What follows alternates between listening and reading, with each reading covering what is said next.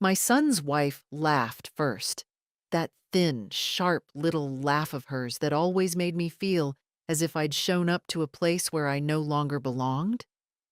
She has no access to her accounts, Lindsay said, tapping her perfect nails on the banker's desk, as if she were explaining something obvious about a helpless old woman. And for a moment, I simply sat there, hands folded on my lap, letting her talk about me as if I weren't in the room at all. At 78, you grow used to disappearing in plain sight, but you never quite stop feeling the sting. The bank manager, Mr. Keller, cleared his throat. A gentle man, patient eyes, kind enough not to look surprised. Actually, he said, turning the monitor slightly toward me, not toward her, Mrs. Greeley is the only person with full access, and no limitations have been placed on her accounts. I didn't smile. I didn't need to. The silence that followed was satisfaction enough. Lindsay's face tightened. Barely. But I'd learned to read these little twitches. The woman could hide irritation the way some women hide gray roots, quickly, but not perfectly. "Oh," she murmured, straightening in the chair. "I must have misunderstood." She didn't look at me when she said it. She never did when she was wrong. Mr. Keller continued. "You mentioned wanting to discuss a change in permissions, Mrs. Greeley. You don't have to decide today." I nodded, though my mind was drifting elsewhere, back through years of small humiliations, brushed aside with polite smiles. I had come here because my son, Eric, said it would be safer if we organized my finances. He said the world wasn't made for elderly people navigating online banking. He said I should let them simplify things. And I, foolishly, had walked in believing a conversation awaited me. Instead, I found a conclusion already drawn, signed, and stamped, without me. "I'd prefer," I said slowly, choosing each word the way my late husband chose screws in his workshop, "to keep everything as it is. For now." Lindsay gave me that soft, patronizing smile people reserve for stubborn children. "Mom, we're just trying to help. You get so overwhelmed with paperwork." Paperwork. I had been a bookkeeper for 38 years. I could calculate tax returns in my sleep up until the year I retired. But of course, in their minds, memory weakens the moment your hair turns silver. You stop being trusted long before you stop being capable. "I'm not overwhelmed," I said quietly. Mr. Keller looked at me then, not at the older woman people assumed was confused, but at someone who understood exactly what was being taken from her. "Take all the time you need," he said gently. When we walked out of the office, the late winter sun felt colder than it should have. Lindsay marched ahead, heels clicking with irritation. Eric trailed behind her, shoulders stiff. My sweet boy. Once when he was little, he used to run back to take my hand at every curb, afraid I would fall. Now he didn't look at me. That was a different kind of stumbling, I suppose. Outside, by their car, Lindsay finally turned toward me. "You know, it would have been easier for everyone if you'd just signed the paperwork." Her voice was sugary, but her eyes were sharp. "I imagine it would," I answered. She opened her door with a flourish. "Think about what's practical, okay? You're not young anymore." Age. Always age. The excuse people use when they want permission to take pieces of your life away. "I'll think," I said. But the truth was, the thinking had already begun. Not because of their suggestion, but because of that laugh in the bank and the certainty behind it. The certainty that I was someone who couldn't possibly hold the keys to her own life anymore. I walked to the bus stop instead of accepting their offer to drive me home. The cold breeze steadied me. I realized something on that short walk. If I didn't start holding on to myself, soon there would be nothing left to hold. And maybe, just maybe, this was the day I stopped being someone who allowed herself to disappear.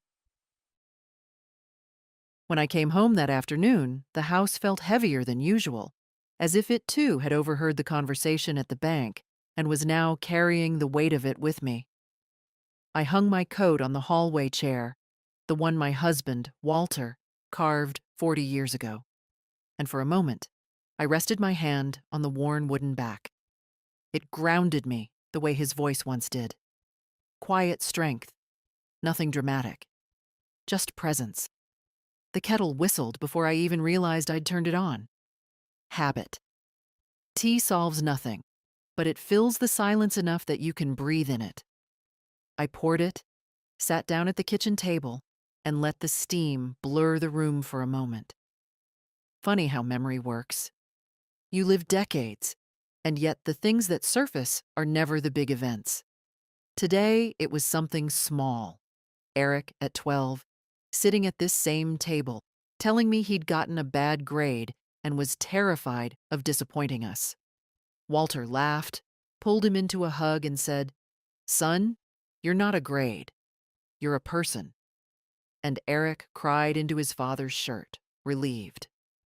Where did that boy go? Or maybe the question is harsher.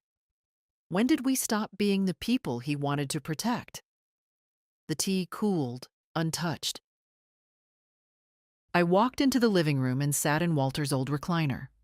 Only one light was on. The rest of the house was dim, the way it gets in late afternoon. The quiet pressed on me. Not hostile, just honest. It makes you see things you've avoided seeing. I thought about the last few years. How many times had Lindsay spoken over me, corrected me in front of others, taken the phone from my hand because I might misunderstand the bank representative? How many times had Eric asked for help, just for a month, and then another and another? It all accumulated in small slices, like someone trimming pieces off you when you're not looking. It happens so gradually, you almost thank them for it. Somewhere in the drawer beneath the TV were envelopes, dozens of them, receipts for bills I had paid for their home renovation, their debts, their car insurance, their vacations. I had kept every slip, not out of resentment, but out of old habit. Bookkeepers file everything. We record the truth even when no one else wants to. I opened the drawer. It wasn't anger that rose in me, not yet. It was sadness, heavy, slow, like watching your favorite tree lose its branches, one storm at a time. I looked at receipt after receipt, and in each one I saw a misplaced hope. If I help them this once, maybe it will bring us closer again. But help that isn't appreciated becomes obligation, and obligation, when demanded, becomes servitude. My hands trembled slightly, and I sat down again. Not from weakness, from the realization that I had lived the last decade believing that love could be earned with generosity. Walter would have shaken his head. He always said, "Martha, affection that must be purchased is never affection you can trust." I didn't listen. Grief makes fools of us all. The phone buzzed. A message from Eric. "Thanks again for coming today. We'll talk later about paperwork. It really is for your own good." For my own good. That phrase, too, trims a little piece off you. I placed the phone face down. The sun dipped behind the neighbor's roof and the house darkened further. I didn't turn the lights on. The shadows helped me see more clearly. I understood, sitting in that dim room, that today had simply opened a crack, a small, sharp one, in the shell I'd built around myself. A shell made of politeness, compliance, and the hope that if I stayed quiet, no one would take more from me. but cracks widen. Cracks let the truth in. And the truth was simple. I had allowed myself to become useful instead of loved, convenient instead of respected, present only in ways that benefited others.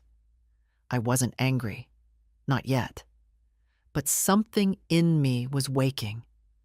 An old part of myself, the one that once stood firm through hard years, through Walter's illness, through those long days when I paid bills alone and held the family together without applause. I poured out the cold tea and washed the cup. The night settled softly around the house, and for the first time in a long while, I didn't feel afraid of the silence. It felt almost companionable, and somewhere inside it, a thought formed, steady, solid, undeniable. If I don't draw the line now, they will erase me completely. That was the truth I carried to bed with me, and the truth that wouldn't let me sleep. The next day, I woke with the kind of heaviness that sits not in the body, but in the mind. A quiet weight. The sort that tells you the world has shifted a little, even if no one else notices. I moved slowly through the morning, washed my face, brushed my thinning hair, buttoned my cardigan. Simple things. Familiar things. They steadied me. Around noon, I received a message from my son. Don't forget dinner tonight at our place. 6 p.m. As if I were a child prone to forgetting. As if he hadn't already sent that same reminder twice this week. I stared at the screen for a long moment. Dinner. Yes. The weekly ritual. The one I never declined even when I should have. A habit of affection from someone who no longer offered much of it in return. I replied with a single word. Coming. But by the time I arrived at their house, a tall, polished townhouse I'd helped pay for, something in the air felt off. The driveway was full of unfamiliar cars. The living room glowed through the windows, warm and loud in a way it never was for our regular dinners. I could see silhouettes moving, hear laughter drifting into the cold evening air. Celebration laughter. Not casual, not weekly. Something more. I rang the doorbell. No one came. I waited. Finally, Lindsay opened the door, wearing a dress far too fancy for a simple family meal. Her eyes flicked over me. My old coat, my flat shoes, my folded hands. "Oh," she said, as if spotting a distant acquaintance she barely recognized. "You're here." "Yes," I answered softly. "Eric reminded me. 6 o'clock." She hesitated, just for a second. But it was enough. Inside, voices rose, clinking glasses, warmth that had nothing to do with me. I stepped aside as a couple squeezed past her, laughing. They didn't even glance my way. "What's all this?" I asked. Before she could answer, Eric appeared behind her. The look on his face, that startled moment of guilt, told me everything before he spoke. "Mom," he said, lowering his voice, "it's just a small thing. A last-minute get-together. Work friends." I nodded once. "And you forgot to mention it to me." He exhaled, annoyed, the way people sigh when they think patience is wasted on someone. "Mom, we didn't think you'd be comfortable. It's going to be loud and chaotic. You prefer quieter evenings." There it was again, the small cut disguised as concern. "I see," I said. "But when you invited me earlier this week, what kind of evening did you think it would be?" He didn't answer. Instead, Lindsay touched his arm lightly, a gesture I'd come to recognize. "Let me handle this." Her fingers were always too tightly curled when she was trying very hard to sound gentle. "We just didn't want you to feel out of place," she said, smiling, always smiling, out of place, at my son's home. On an evening, he had asked me to come. Behind them, the room brightened as someone lit candles on a cake. A cake with congratulations written across the top in looping gold. A promotion, perhaps. A milestone. Something they deemed worth celebrating with everyone except the woman who had once worked double shifts to buy Eric school shoes he wouldn't be ashamed of. I stood there, watching the scene unfold behind their shoulders, and felt the cold creep into my hands. Not bitterness, clarity. The realization that this wasn't an accident, not the first slight, not an isolated oversight. It was a pattern, a decision made long ago, perhaps unconsciously, that I was decorative, optional, easy to exclude. "Mom," Eric said finally, "why don't we do dinner another night? Something just for us. Quiet. Proper." He said proper as if this were a polite compromise. As if I were a stubborn guest refusing to cooperate. Lindsay added softly, "Yes, another night would be better." Better for whom? I looked at both of them, not with anger, but with a kind of tenderness for my own foolish hope. For all the times I'd excused these moments, smoothed them over, whispered to myself that they hadn't meant it. "All right," I said, stepping back. "Another night." Relief washed over their faces. Too quickly, too visibly. Eric closed the door without waiting to see if I'd turned away. Outside, the wind was colder. The streetlights flickered on one by one. I stood on the sidewalk as the laughter rose behind the closed door. I wasn't angry, but something inside me, something long asleep, drew a quiet breath. I walked home slowly, feeling the night gather around me, and with every step I understood a little more. This was no misunderstanding. This was a choice, and soon I would have to make mine. I didn't sleep that night. Not fully. I closed my eyes, yes, but the mind has its own stubborn ways of staying awake. It picks through memories like an old seamstress sorting buttons, turning each over, weighing it, rejecting none. And somewhere in those restless hours, I saw things I hadn't let myself see before. Not in scenes of drama, but in small moments, the ones that tell the truth better than shouting ever could. By morning, the house felt colder, as if the walls themselves sensed that something in me had tilted off its old axis. I moved slowly through the kitchen, touching the familiar things. The chipped mug Walter loved, the spice jars with the faded labels, the little radio that hummed static more often than music. These objects had outlasted storms my family never saw. Maybe they would outlast this one too. Around noon, a knock sounded at the door, gentle, hesitant. Not Eric's hurried tapping, not Lindsay's sharp little pecks.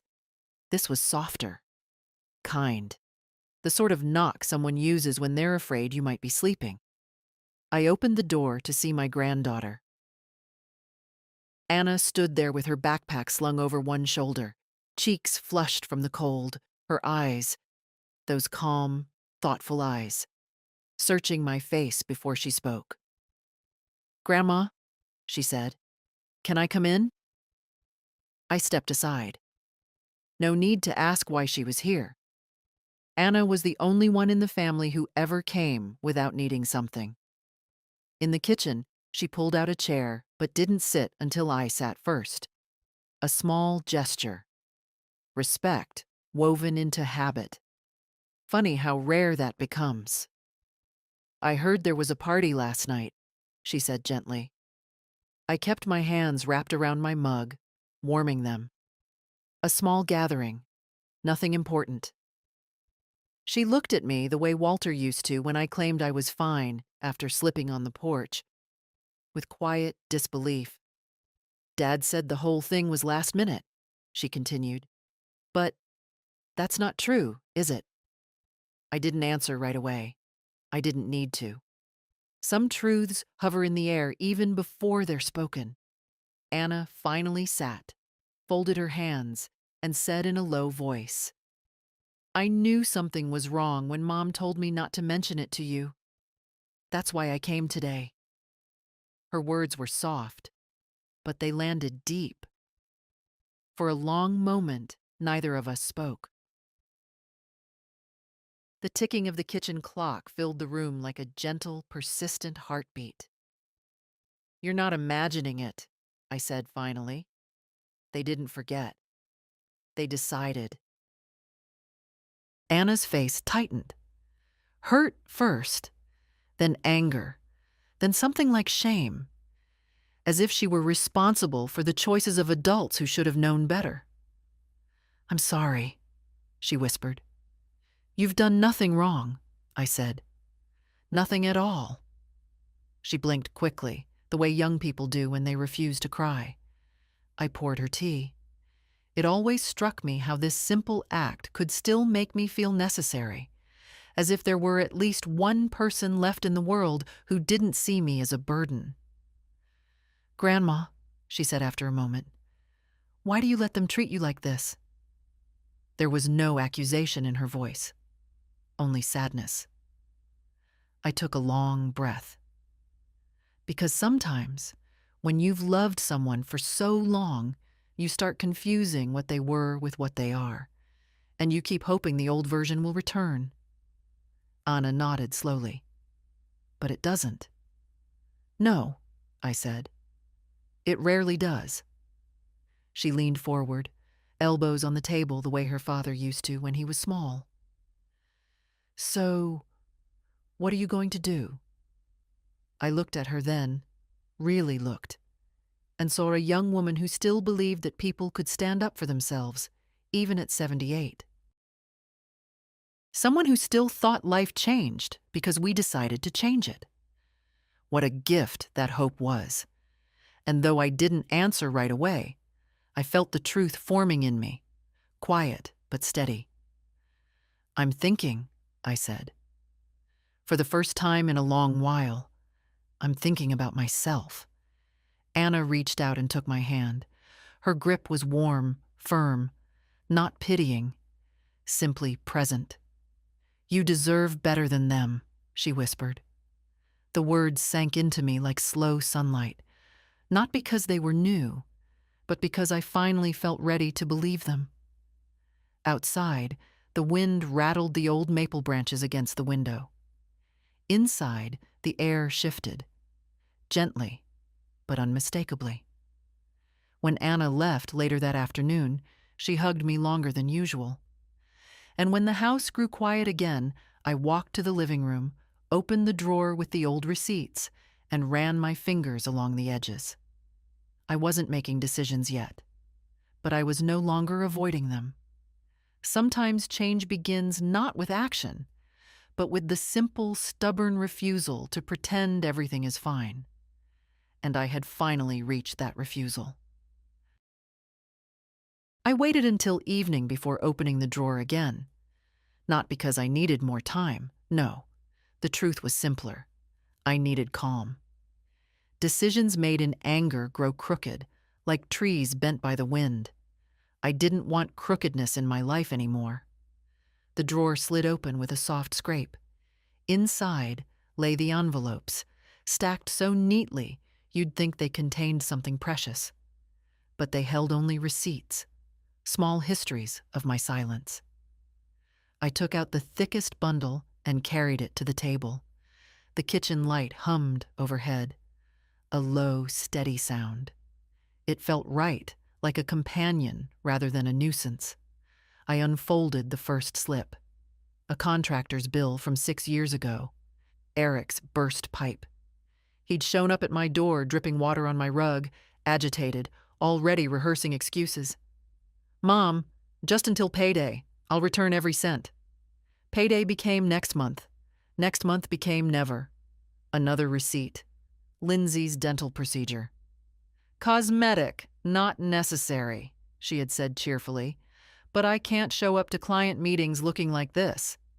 She'd gestured at a perfectly normal tooth, and I'd written a check before she finished talking. I remember thinking she was just nervous about appearances. Now I wonder if she ever even felt nervous. Page after page, ink faded, dates stretching back through the years like footsteps, leading away from who I used to be. Every line told the same story. I gave, and they forgot. I gave, and they expected. I gave, and they grew hungrier. Some might say I should have set boundaries long ago, but boundaries are easier to draw when you're not afraid of losing the little closeness that still remains. After Walter died, the kids became the only thread tying me to any sense of family. I clung to that thread so tightly it cut into my hands. I set the receipts aside and reached for a notebook, a simple blue one I kept hidden behind the cookbooks. Inside were figures I'd never shown anyone, notes on my savings, investments, bank accounts. I'm not wealthy, but I am not helpless either. Years of working with numbers had taught me one thing: control rests with the one who signs the checks. A quiet strength rose in me then, not dramatic, not triumphant, just firm. A strength I had once known well, before grief and loneliness taught me to shrink myself to fit the comfort of others. I remembered the look on Mr. Keller's face at the bank. Respect, not pity, not impatience. Respect. It had been so long since anyone looked at me that way that I almost didn't recognize the feeling. I turned to a blank page and began listing every recurring payment connected to Eric's household: mortgage supplements, insurance, school fees, even their streaming services. I had allowed myself to become the invisible engine behind their life, and engines, when taken for granted, eventually stall. Halfway down the list, I stopped. My hands rested quietly on the paper. I wasn't shaking. I wasn't upset. I felt awake, as if someone had opened a window in a room that had been closed too long. The truth was simple. They had built their comfort on my silence, and I had given them the blueprint. I closed the notebook gently. No dramatic vows, no sweeping declarations. Those belonged to younger people. What I felt was quieter, more certain. It was time to take my life back. Not out of spite, but out of dignity. And though I hadn't yet told anyone, not even Anna, my next step was already forming in the back of my mind, clear and practical. Tomorrow, I would go to the bank, not to argue, not to explain myself, but to begin undoing 15 years of quiet surrender. The house felt still when I stood up, as if listening, as if approving. And for the first time in many, many years, I felt like the woman Walter once believed I was: steady, capable, unwilling to be erased. I woke earlier than usual the next morning, long before the sun pushed its first pale line across the sky. At my age, waking early isn't uncommon, but this felt different. There was no heaviness, no lingering ache of yesterday's thoughts. Instead, there was clarity, the kind that arrives only when you've finally decided to stop looking away. I dressed slowly, choosing my dark gray coat, the one Walter always said made me look capable. Funny how a single word can travel through decades and still hold shape. Capable. I wanted to feel that way again.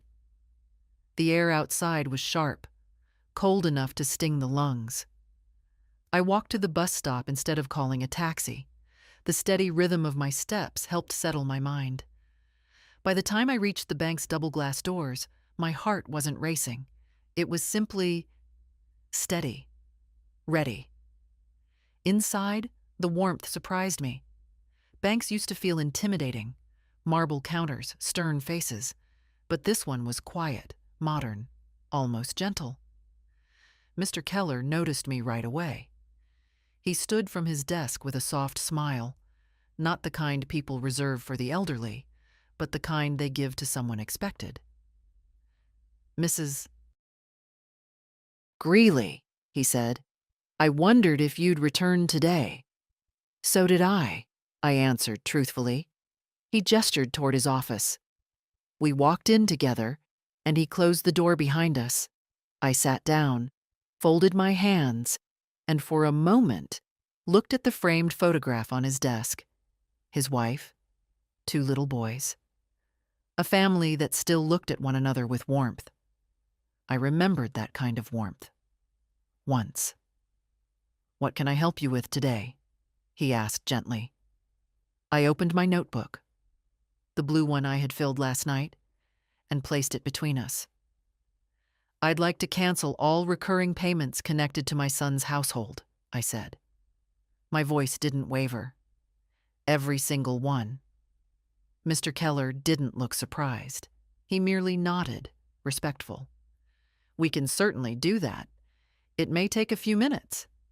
And," I added, "I want to revoke any pending permissions or access requests Eric or his wife may have made, even informal ones." This time, Mr. Keller's eyebrows lifted slightly. Not in judgment, but in acknowledgement, the way a man might lift his hat in the presence of something worth noting. "Consider it done," he said. He typed for a long moment, the soft clack of keys steady and calm. When he finished, he turned the monitor toward me again, just as he had the day before. "Everything is frozen," he said. "All authorizations removed. Your accounts are under your control alone.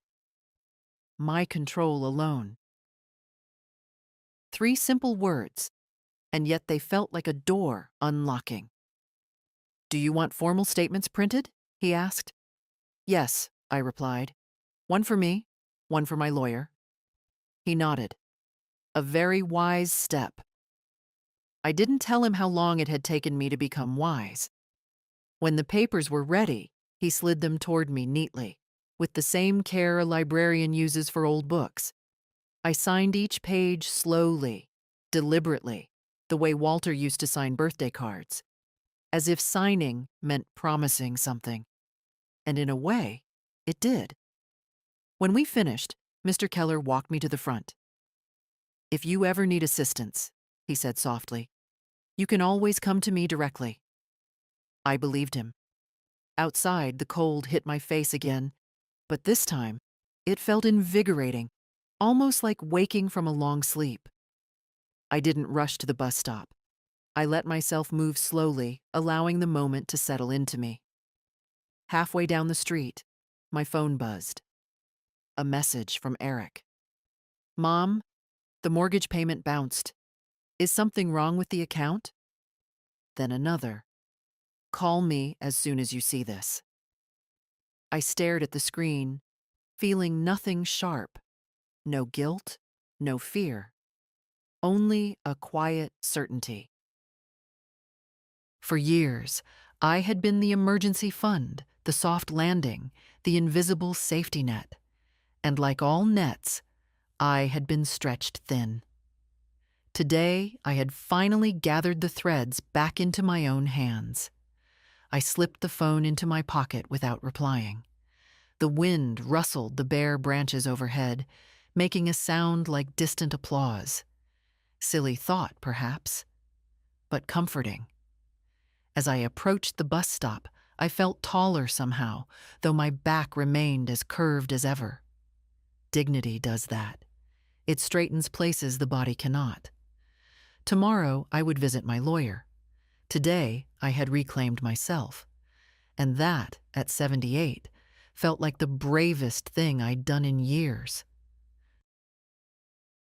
Eric began calling before I even stepped off the bus. First once, then again before the screen dimmed, then again immediately after. I let it ring. The sound vibrated against my coat pocket like a trapped insect desperate to escape. For years, that sound had meant urgency. Someone needed me. Someone depended on me. But now it sounded different. Now it sounded like a door I no longer felt compelled to open. By the time I reached my front walkway, the calls had turned into messages. Mom? Call me. The utilities didn't go through either. Something's wrong. Please answer. Please. The word he never used unless he felt cornered. I unlocked the door and stepped inside. My house welcomed me with its familiar stillness, the scent of old books, the faint lavender powder I used yesterday, the worn carpet that had held my footsteps for decades. A house that had never demanded anything from me. A house that had never made me feel like a burden. I set the papers from the bank on the kitchen table. The official stamps looked so ordinary, so harmless. But I knew better. Those quiet ink marks represented the first true shift in the balance of my life. I was pouring myself tea when the knocking came. Loud, urgent. Not the gentle knock of someone concerned. This was the pounding of someone who believed he still had the right to enter without permission. I opened the door. Eric stood there, flushed from the cold, breathing unevenly. He looked older than he should at 48, but perhaps that was because he had never learned to sit with discomfort, only to avoid it. Mom, he said, pushing past me before I could answer. What's going on? The bank says payments are frozen. He stood in the hallway, staring at me as if expecting me to apologize, as if confusion should be my natural state. Eric, I said softly, closing the door behind him. You need to lower your voice. I'm not yelling, he said, loudly. But everything is a mess right now. The mortgage, the insurance, the card bill, all declined. Did you touch something? Did someone scam you? Scam. The irony almost made me smile. No, I said. No one scammed me. He exhaled, impatient. Okay, so what happened? The bank said you changed something, but that's impossible. You wouldn't... I did. He froze mid-sentence. A strange, flickering expression crossed his face. Surprise, disbelief, then something even sharper. Fear. You... He swallowed. You canceled everything? Yes. Why? His voice cracked, losing its practiced authority. Mom, why would you do that? I walked past him into the kitchen, letting him follow like he used to when he was small. Only back then, he followed with trust, not indignation. I had my reasons, I said. That's not an answer. It's the only one you'll get right now. He stared at me, eyes narrowing with a kind of wounded confusion only someone who feels entitled can feel. This affects all of us, Mom. You can't just make decisions like this. I can, I said quietly, when they concern my money. He blinked as if I'd spoken a foreign language. For years, my resources had been a shared reservoir, something they dipped into automatically, without gratitude or hesitation. The idea that it belonged to me first was unexpected. Mom, we have responsibilities, he insisted. Bills, commitments, Toby's school fees. I know, I replied. And they're your responsibilities, not mine. He ran a hand through his hair, the same gesture he used as a child when he broke something and didn't know how to explain it. This isn't like you, he said finally. You're being unreasonable. Unreasonable. A word used for women who stop prioritizing everyone else. I sat down at the table. Eric, I said softly, for years I've helped because I wanted to. But help turned into expectation, then into obligation. And somewhere in there, respect disappeared. He stood very still. What is that supposed to mean? It means, I said, meeting his eyes, that I don't feel seen. Not as a mother, not as a person. He opened his mouth, closed it again, then said the only thing he could think of. Is this because of last night? One small lie, one quiet exclusion, one evening without me. But that wasn't the root, only the spark. This is because of many nights, I answered. Silence settled between us, dense and unavoidable. He looked around the kitchen then, as if seeing it for the first time. The neat stack of papers, the organized receipts, the calm order of a life he assumed was falling apart. You've really done this, he whispered. Yes. He let out a long, shaky breath. Mom, we need that money. Then you'll have to find a way without me. He stared at me, and for the first time in many years, I saw a man, not a son. A man realizing that the foundation he'd relied on was no longer beneath him. Please, he said finally. Not commanding, not demanding, just asking. Reconsider. I shook my head. No, Eric, not this time. He left without slamming the door, which surprised me. Maybe he sensed the shift. Maybe he knew the ground had changed for both of us. When the silence returned, it felt different. Not lonely, not hollow, just honest. And I knew this was only the beginning. I thought Eric might return that evening, perhaps with calmer words or a clearer head. But it wasn't Eric who showed up. It was Lindsay. Her knock was sharp, not frantic like his, but purposeful, like someone announcing authority. I opened the door just enough to see her face. She was wearing a coat far too thin for winter, but her expression was what struck me. Composed, polished, and utterly certain she was about to fix a problem she believed I had caused. May I come in? She asked, though her tone suggested she already had. I stepped aside out of habit, not invitation. She walked in and immediately looked around, judging the neatness of my home the way one inspects a hotel room for flaws. She set her purse on the table with a deliberate click. Eric told me what happened, she began, taking a seat before I had the chance to offer one. And I think there's been a misunderstanding. I sat across from her, folding my hands. There's no misunderstanding. She gave a soft laugh, the same one she used at the bank, the one that trimmed dignity from anything it touched. Martha, we all know how confusing finances can become at your age. No one is blaming you. But you've caused real issues by freezing those payments. My age, I repeated quietly. She waved a manicured hand. It's nothing to be ashamed of, but we need to get things back in order. The mortgage, the insurance, the school fees, all of it depends on you being stable.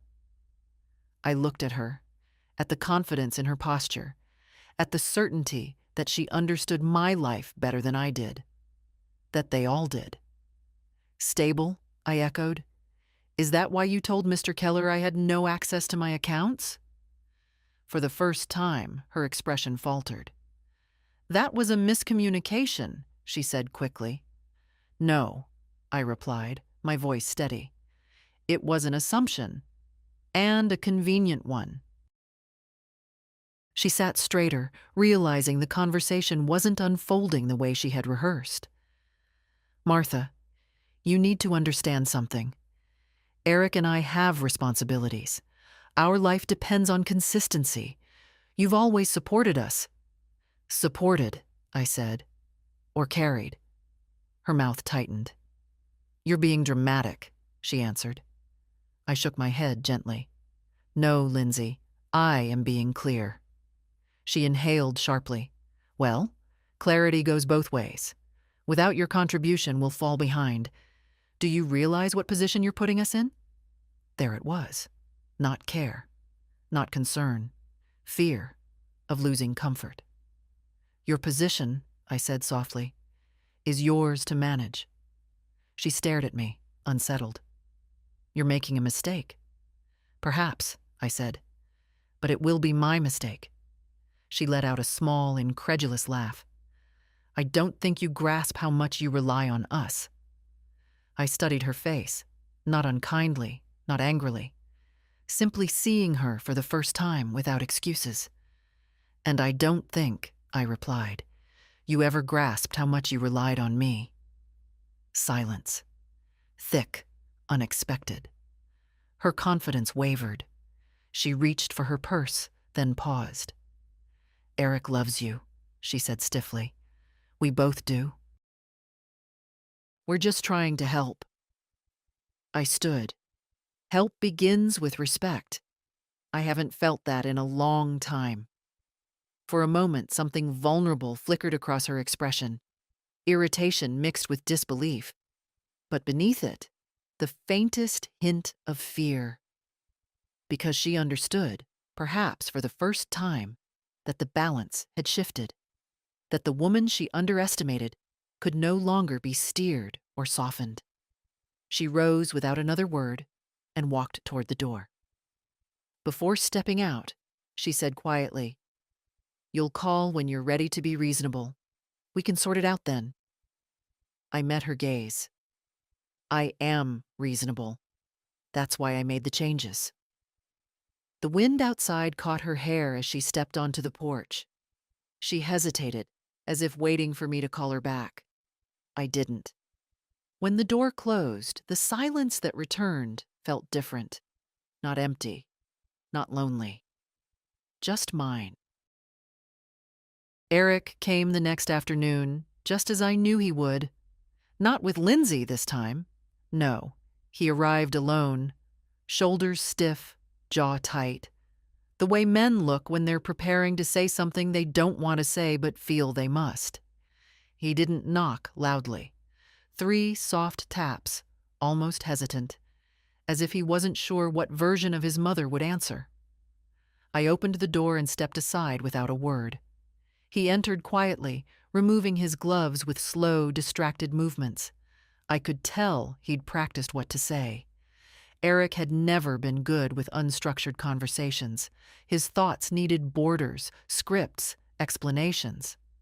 "Mom," he began, standing in the middle of the living room like a visitor.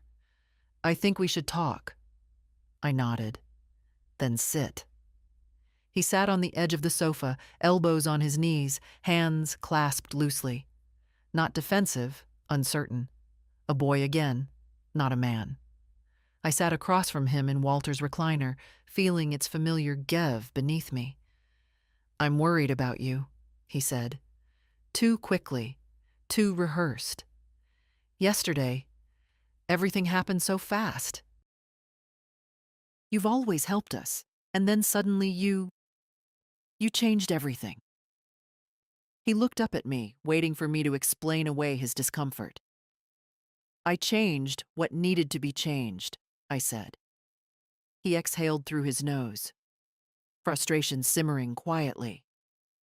"Mom, you don't understand how much this affects us.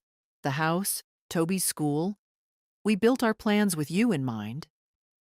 "Yes," I answered. "That's the problem." He blinked, caught off guard. "What do you mean?" "You built your life on the assumption that I would always say yes, without asking if I should." He stared at me, not angrily, but blankly, as if the idea simply didn't fit into any category he had for me. "Mom, we're family," he said finally. "Families help each other." "Help," I repeated. "Not depend on, not drain, not replace respect with expectation." He opened his mouth, then closed it again. Silence settled between us, heavy, but necessary. "I never meant to take advantage of you," he said quietly. "I know you didn't mean to," I replied, "but intentions don't erase patterns." He swallowed hard. "Is this because of the dinner? Because we didn't invite you?" "Mom, it wasn't deliberate. Things got busy and—" "Eric," I said softly, I saw the celebration through the window. His face drained of color. You lied, I continued, not to protect me, to exclude me. He looked down at his hands, thumbs rubbing together anxiously. It wasn't like that. It was exactly like that.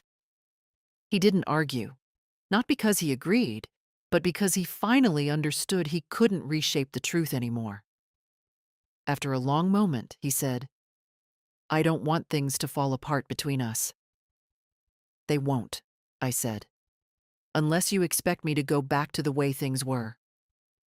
He looked up, something raw flickering in his eyes. So that's it? You're done helping us? I didn't raise my voice, didn't let emotion twist the words.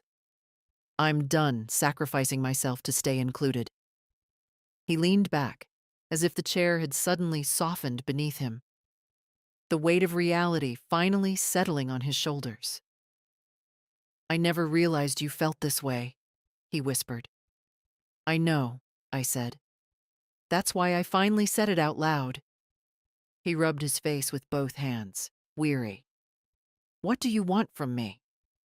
The question was honest, perhaps the first honest thing he'd said in years.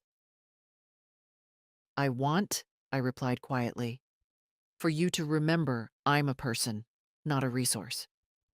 He looked at me then, really looked, and for a moment, I saw the boy who used to run to me with skinned knees, asking if I was proud of him. I'm sorry, he said, voice unsteady. I should have been better. I nodded. You still can be. He stood slowly, as if unsure whether he was allowed to leave or expected to stay. Mom? What happens now? I rose and walked him to the door. Now, I said gently, you learn to stand without leaning on me, and I learned to stop offering myself as something to lean on. He hesitated on the porch, hands in his pockets, looking smaller than he had in years. Will you let me visit? He asked. When you come as my son, I replied, not as someone managing me. He nodded, a small, humbled motion, and walked down the steps. When the door closed behind him, the house settled into silence again. But this time, the silence didn't feel like absence. It felt like space. I didn't go to the lawyer's office out of anger. That emotion had settled days ago, like dust after furniture is moved. What remained was something steadier, the understanding that if I didn't put my affairs in order now, someone else would try to do it for me later. And I had lived too long, endured too much, to let the end of my story be written by people who saw me only when they needed something. The law firm was in a renovated Victorian house on Willow Street, its wide porch sagging slightly the way old porches do. Inside, the air smelled faintly of lemon cleaner and paper. My attorney, Ms. Harper, greeted me with a warm, professional smile. A woman in her late 50s, brisk but not hurried, with eyes that suggested she listened more than she spoke. Mrs. Greeley, she said, shaking my hand. Come in. You mentioned on the phone that you'd like to revise some documents? Yes, I said. Quite a few. We sat. She behind her oak desk, me in a chair that had probably been chosen for comfort, but still felt too modern for my taste. She opened her notebook. Where would you like to begin? I took a breath. Not a shaky one, a grounded one. I want to update my will. And I want to establish a trust for my granddaughter, Anna. Something she can access when she's older, without interference. Ms. Harper nodded, jotting notes. A trust can absolutely be arranged. And regarding your will, are there beneficiaries you wish to remove or adjust? I looked down at my folded hands. They were older hands now, thin and marked, but capable still. Yes, I said finally. I want to leave Eric something modest. A small sum out of courtesy, but nothing more, and nothing to his wife. Ms. Harper didn't react with surprise, only the calm understanding of someone who'd heard such decisions many times. "May I ask why?" she said gently. "Because," I answered, "a person should inherit responsibility only for what they valued, and they did not value me." She paused, then nodded. "Understood." I appreciated that she didn't ask for details. Still, for a moment, I felt compelled to offer some context. Not justification, just truth. They assumed my resources belonged to them. They planned their lives around it. But the only person who ever asked how I was my granddaughter. Ms. Harper touched her pen to the page, thoughtful. "A trust for Anna, then, and adjusted allocations for the others." "Yes." We moved through other matters: power of attorney, medical directives, property deeds. She explained each document with clarity, never raising her voice, never speaking to me as though I were fragile. Respect. It's quiet, but unmistakable when it's present. When she finished drafting the preliminary paperwork, she slid a set of pages toward me. "Review these, and when you're ready, we'll finalize and notarize everything."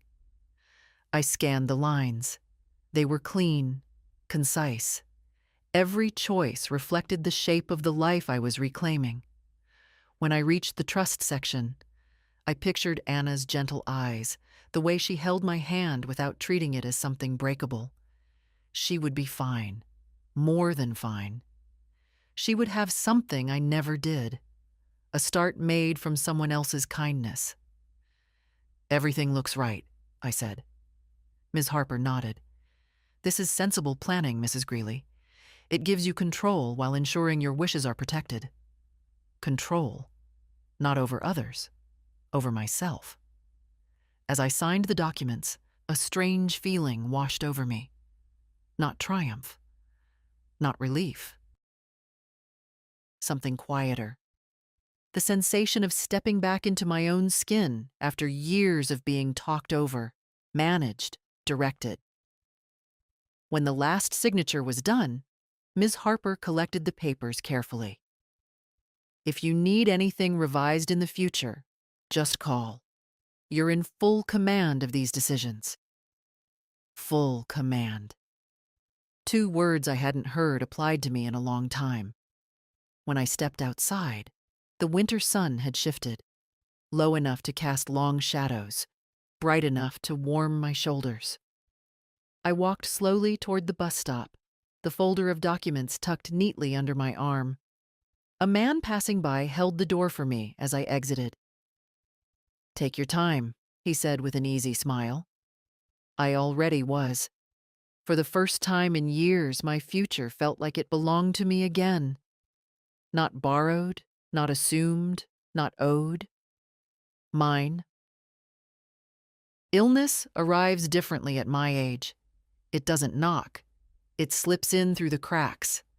A chill in the bones, a heaviness in the chest, a weariness that settles not on the body, but behind the eyes. 2 days after meeting with my lawyer, I woke with that familiar weight pressing on my ribs. Not dangerous, just insistent. I made tea but couldn't taste it. The house felt colder, though the thermostat hadn't changed. I wrapped a blanket around my shoulders and lowered myself into Walter's old recliner. My breath came shallow, tired. Age is a patient visitor. It never rushes, but it always reminds. I wasn't frightened.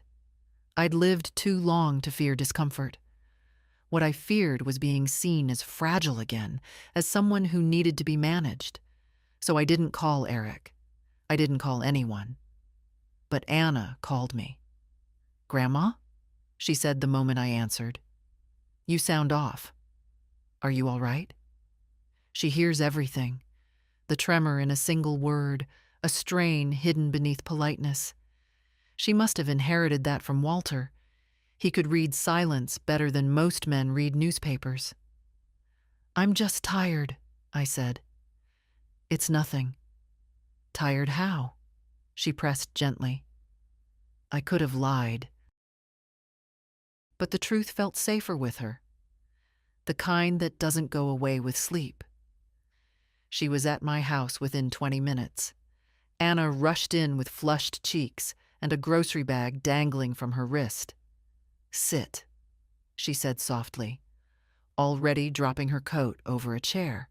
She unpacked soup, crackers, ginger tea, 2 lemons, and a small jar of honey.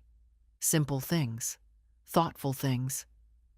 Grandma, she said, kneeling beside me, you should have called. And said what? I answered. That old age is doing what old age does. She frowned, placing a cool hand on my forehead. You're warm, and you're pale. I'm 78. That's almost a job description. She didn't laugh. She didn't scold. She simply moved around the kitchen with soft efficiency, heating the soup, fixing the tea, pulling a blanket from the linen closet. She didn't treat me like someone fading. She treated me like someone valuable. Anna, I said when she brought the tray over, you don't need to fuss. She looked up, eyes steady. I'm not fussing. I'm taking care of you. That's different. I felt something loosen in my chest. Not the illness, but the old knot of loneliness I'd tied myself into after Walter died. All those years believing I was alone simply because no one showed up. Yet here she was, showing up.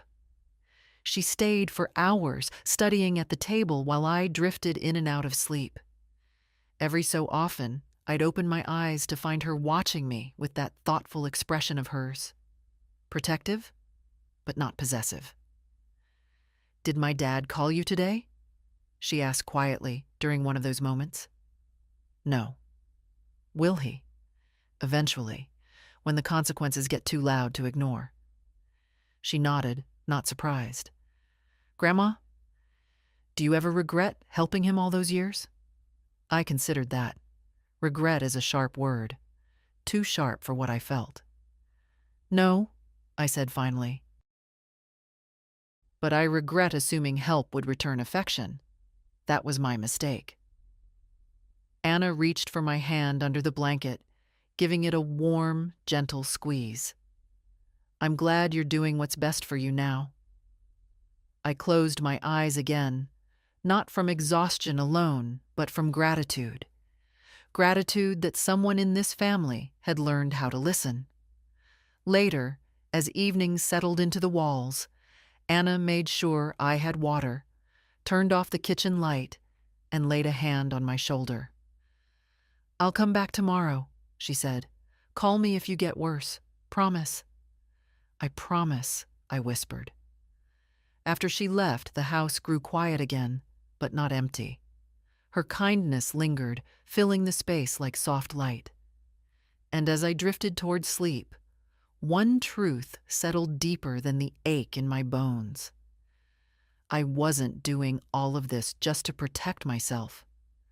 I was doing it because someone in my life still deserved the best of me, and she would have it. I felt better the next morning, not fully restored, but steadier. My breath no longer dragged, and the ache behind my ribs had softened into something manageable. I moved through the house slowly, making tea, opening curtains, letting light settle into corners that had been dim for too long. But just as sunlight crept across the living room rug, a different kind of shadow appeared. Not in the room, but in my phone. A message from Lindsay. We need to talk. Immediately. No greeting, no question of how I was feeling. Just urgency packaged as authority. A few minutes later, the second message arrived. I spoke to someone at the bank. They wouldn't give me details. But I know you changed something. This is serious. Serious.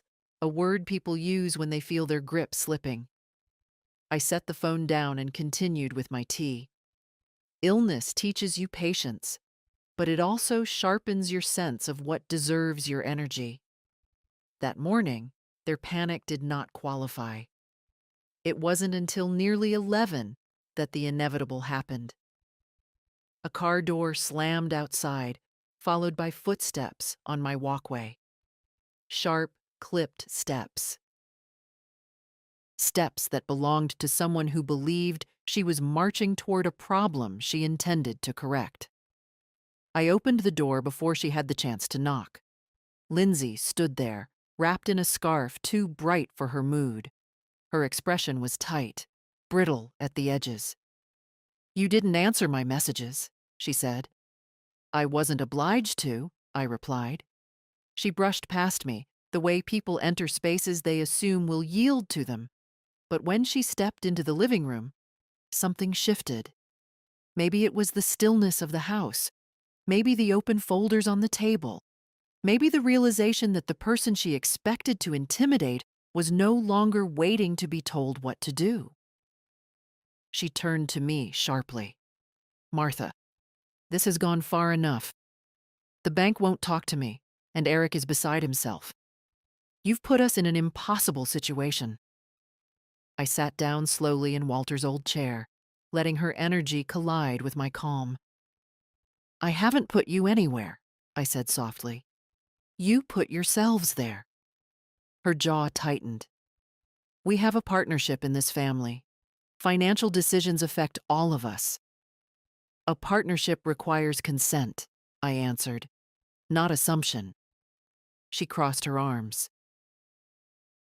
"You are being manipulated. Someone convinced you to change things." "Yes," I said. "I convinced myself." She blinked, thrown off balance for a moment, then recovered. "I don't think you realize the consequences. Without your contributions, we're stretched thin, very thin." "That sounds difficult," I said. "That sounds," she snapped, "avoidable." I studied her carefully. Not unkindly, but realistically. She wasn't malicious. She was entitled. Entitlement grows quietly, the way ivy wraps around brick until the wall beneath can't breathe. "Lindsay," I said, "you and Eric built a life beyond your means, assuming I would always shoulder the overflow. I won't do that anymore." She stared at me, as if expecting the sentence to reverse itself. "This is irresponsible," she said finally. "You're not thinking clearly." "I'm thinking clearly for the first time in years." Something cold flickered behind her eyes. "If you're not willing to reverse those changes, we'll have to explore other options." "Such as?" I asked, though I already knew. People like Lindsay always had one threat tucked away, polished and ready. "Legal oversight," she said. "Financial guardianship. If you're making decisions that harm the family or yourself." I held up a hand. "Stop." She froze, mid-sentence. "Do you know what the bank told me yesterday?" I asked quietly. "That I am the only person with access, that I hold full authority, and that there were attempts, multiple attempts, to request permissions on my accounts without proper justification." Her cheeks flushed. "I was helping." "No," I said. "You were preparing." Silence pooled between us. She looked at me, then not with irritation, but something far more revealing. Fear. Not of me, but of the shifting ground beneath her. Of a future where I was not an endless resource. "I'm not your adversary," she said at last, her voice softer. "I just want stability." "We all do," I replied. "But stability built on someone else's erasure is not stability. It's dependence disguised as normal." Her shoulders drooped, just slightly, the first crack in her certainty. "Please," she said finally, "reconsider." I shook my head. "No, Lindsay. I won't reconsider being treated as if my life belongs to someone else." She stood very still. Then, without another word, She picked up her purse and walked toward the door. At the threshold, she paused, as if waiting for the old version of me to call her back. I didn't. The door closed softly, not a slam, not an exit made in triumph or anger, just an ending. And when the silence returned, it felt like breath returning to a long, compressed lung. I was not fragile. I was not confused. I was not theirs to manage. I was simply, finally, myself. 2 days passed before Eric came again, not with the frantic urgency of before, nor with Lindsay's polished certainty. He came slowly, walking up the path with his hands in his pockets, shoulders rounded, as if the winter air weighed differently on him now. He looked like a man approaching a truth he could no longer outrun. He knocked only once. When I opened the door, he didn't step inside immediately. He stood there, studying my face, searching, perhaps, for anger or softness or an opening. But I had none of those ready for him. I had only honesty. "Mom," he said quietly, "can we talk?" I nodded and stepped aside. He moved into the living room, but instead of sitting on the sofa as usual, he hovered near Walter's recliner, the seat he never took. Then, almost reluctantly, he lowered himself into it. The gesture startled me more than anything he'd said recently. It was as if he needed the memory of his father at his back. For a moment, he didn't speak. He just rubbed his palms together, slow, unsteady circles. "I've been thinking," he said finally, voice low, "about everything you said, about what I said, about the way things have been." I waited. Silence is not empty when used carefully. Sometimes it becomes a mirror. "When Dad died," he continued, staring at his hands, "I thought I had to take care of everything. I thought I was supposed to protect you. But somewhere along the way, I guess I started believing the only way to help was to control." He exhaled shakily. "And then, when you kept helping us, when money solved the problems I didn't know how to handle, I let that become the norm. I told myself it was temporary. Then I stopped questioning it. Still, I didn't speak. He looked up at me then, really looked, and I saw something unfamiliar in his eyes. Not the entitlement, not the impatience. Something deeper. Something closer to the boy he once was, the one who ran barefoot through the yard and clung to my apron when thunder shook the windows. "I didn't realize how far it had gone," he whispered. "How much I relied on you, how much we all did, and how little I gave back." His voice cracked. "That night, the dinner, I should have invited you. I should have told Lindsay I wasn't going without you. I should have, I don't know, been better." "You could have," I said quietly, "but you didn't." He nodded, swallowing hard. "I know."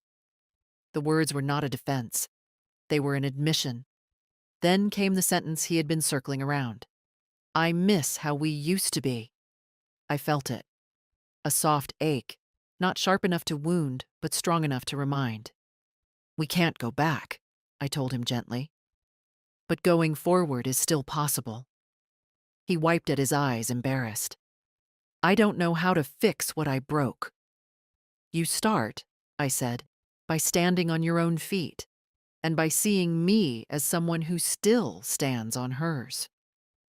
He nodded again, slower this time, the kind of nod a man makes when he finally stops running from himself. "Mom," he said, voice thick, "do you still love me?" I sat back, letting the truth settle in my chest before offering it. "Of course I do," I said. "But love without respect feels like shadow. I need the substance back." He closed his eyes. A single tear slid down his cheek. Not dramatic, not childish, just a quiet recognition of what he'd nearly lost. "I want to do better," he whispered. "For you, for myself." "I believe you can," I replied. "But it will take time, and consistency, and honesty." He nodded, absorbing each word. For the first time in years, the silence between us didn't feel strained. It felt possible. Before leaving, he hesitated at the door. "Can I come back?" he asked softly. "Not for anything, just to visit." "When you come as my son," I said, "you're always welcome." He nodded again, grateful, humbled, and walked down the steps slowly, as though he didn't want to break the moment. When the door closed, I felt something in the air shift. Not forgiveness yet, not resolution, but something softer, something beginning, a door reopening, not to the past, but to a future shaped by truth instead of silence. The days that followed were quieter than I expected, not empty. That was the old kind of quiet, the kind that settles when you're waiting for someone who never comes. This new quiet was different. It had shape. It had breath. It felt like a room finally returned to its proper owner. I moved through my routines at a gentler pace. I went for short walks, even when the air was sharp against my cheeks. I brewed tea in the evenings and allowed myself to sit without purpose. No one to prepare for, no expectation tugging at the hem of my thoughts. It's a strange thing, discovering how much space another person's needs can occupy in your life. And stranger still to find that once that space empties, you don't collapse into it, you expand. One afternoon, I found myself in the attic, sorting through boxes I'd been avoiding for years. Not emotional boxes. Those belonged to another time. But the practical ones. Old curtains, winter coats, a few tools Walter kept even after he stopped fixing things. Dust floated in the angled sunlight, like softened memories. I picked up a faded quilt my mother had sewn decades ago. The stitches were uneven, the colors mismatched, but holding it felt like opening a window into a life I'd once lived. Simpler, poorer, but somehow more honest. I realized, standing there, that my life had been paused for so long, suspended between grief and obligation. And now, slowly, it was unfreezing. Later that week, I joined a community book circle at the library. Nothing elaborate. 6 women around my age, reading short novels and talking about them the way women talk when they no longer feel the need to impress anyone. Their voices were soft, warm, carrying the weight of years lived fully, painfully, bravely. When I spoke, they listened, not out of pity, out of interest. It surprised me how much that mattered. I started going on small outings. The farmer's market, a local art fair, even a pottery workshop where my hands molded clay with the awkwardness of someone learning to exist again. I wasn't good at it, but skill wasn't the point. Feeling myself in the world again was enough. One evening, as I left the library, a snow flurry dusted the street. I stood beneath a street lamp and watched each flake drift down slowly, as if the world had decided to move at my pace instead of rushing past me. A little boy tugged his mother's hand nearby, laughing as the snow settled on his hat. Life, so ordinary, yet so full. On my walk home, I passed the bakery Walter and I used to visit on Saturday mornings. I hadn't stepped inside since he died. But the scent, warm bread and cinnamon, wrapped around me in a way that softened the old ache. I bought 2 pastries and ate one on the walk, savoring the simple pleasure of doing something small for myself. It struck me then. I wasn't becoming someone new. I was returning to someone I had been long before life demanded too much of me. That night, I rearranged a corner of the living room, moved a chair closer to the window, placed a stack of books on the table, set a vase with fresh chrysanthemums beside Walter's old photo. A quiet space, a claiming of ground. The phone rang once. Eric checking in, not asking for anything, not circling around a favor. Just a short call, an honest one. "Hi, Mom. How are you feeling today?" "Better," I told him. "Lighter." He hesitated. "I'm glad." And I believed him. After the call, I sat in my new corner and let myself feel the truth of these small changes. Nothing dramatic, nothing cinematic, but real. Life wasn't suddenly bright or easy, but it was mine again, inch by inch. And that, at 78, was a quiet triumph I didn't need to announce to anyone. I had expected the final shift to come quietly, the way most changes arrive at my age. But life has a way of offering its last lessons with a kind of gentleness, as if it knows you can't carry anything heavy anymore. It happened on a Sunday afternoon. The sky was pale, almost white, the kind of sky that makes the world look softer. I was in my small corner by the window, reading one of the books from the library circle, when I heard footsteps on the porch. Hesitant, slow, almost careful. When I opened the door, Eric and Anna stood there together. He wasn't holding his shoulders like armor this time. He looked almost shy, like he wasn't sure I'd want to see him. Anna stood close, but not protective, simply present, her hand resting lightly on his arm. "Hi, Mom," he said. "Hello, Eric. Can we come in?" Of course. They stepped inside, and the three of us sat at the table. My kitchen had hosted heavier moments, but this one carried a different weight. Not sorrow, not confrontation. Just truth wanting a place to sit. Eric cleared his throat, then tried again. "I've been thinking a lot these last few weeks. Really thinking. Not the way I used to, rushing to fix whatever felt uncomfortable, but sitting with things." His fingers traced the grain of the table, the way Walter used to when he searched for words. "I didn't realize how much I'd leaned on you, or how little I gave back." I didn't interrupt. I didn't soften the silence. I simply waited. "I'm sorry," he said. Not rushed, not defensive, but with a steady sincerity that didn't need decoration. Not just for the dinner, for all the years I didn't see you, for assuming you'd always make room for my needs, even when there was no room left for yours. His voice thinned with emotion. "You deserved better from me." Anna placed her hand over his, grounding him the way Walter used to ground me with a single steady look.